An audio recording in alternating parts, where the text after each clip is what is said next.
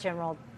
All right, all of this happening amid these high-stakes talks on Capitol Hill. For more, let's bring in Republican Congressman John Joyce of Pennsylvania. He also serves on the Energy and Commerce Committee. Sir, I wanted to get your opinion. I mean, we're talking about even if they capitulated and Manchin did the same to $1.5 trillion, then they pass infrastructure at $1.2 trillion on top of the $1.9 trillion they did in the spring. We're talking about real money here. We're absolutely talking about real money. And in face of core inflation, which is rising out of control, over 3.5% to a new 30-year high. These numbers are showing us just how bad Biden is, bad for our economy. And yeah, you said it, today Pelosi is trying to push through another $1 trillion spending bill. Democrats say this bill is about inflation, and we know it's about inflation. In reality, only 10% of it goes to funding roads and bridges. The rest, it's pork barrel spending for liberal priorities like the Green New Deal. This legislation is not what the families in Pennsylvania that I represent need, and it's not what they want. What about this energy prices specifically? They are soaring.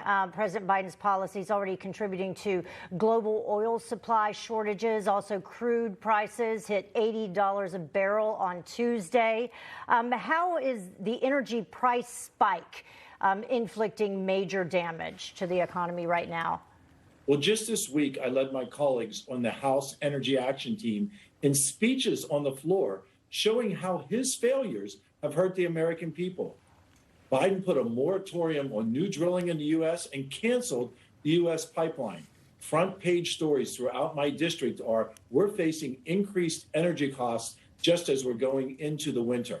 Joe Biden is incapable of fixing our energy crisis. And in fact, he's making it worse. You know, what's interesting about the oil, it has gotten so high that they're talking about how it's destroying demand.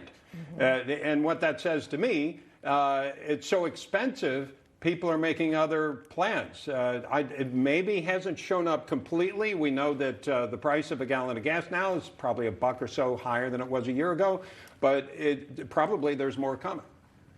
And that's affecting the families that I represent. People really depend on those gases to get to work. They depend on the natural gas to fuel their homes, to heat them as we're facing winter. Biden is not solving the problem. He has not been responsive to the energy crisis. He's made it worse. How is the energy crisis impacting the struggling supply chains already? And then what will the domino effect be when it comes to inflation? And will that cause the risk of like a 1970s style stagflation to stick around longer? Oh, it's absolutely a possibility.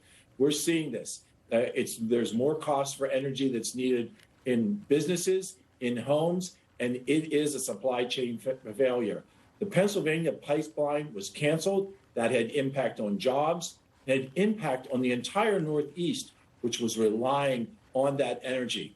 We have that energy under the feet of my constituents, and we have the workers who want to supply it to the Northeast. This is a pivotal time where America can maintain that energy independence, and we're closing that opportunity. All right, Congressman John Joyce, thank you very much for joining us. Thanks to be with you.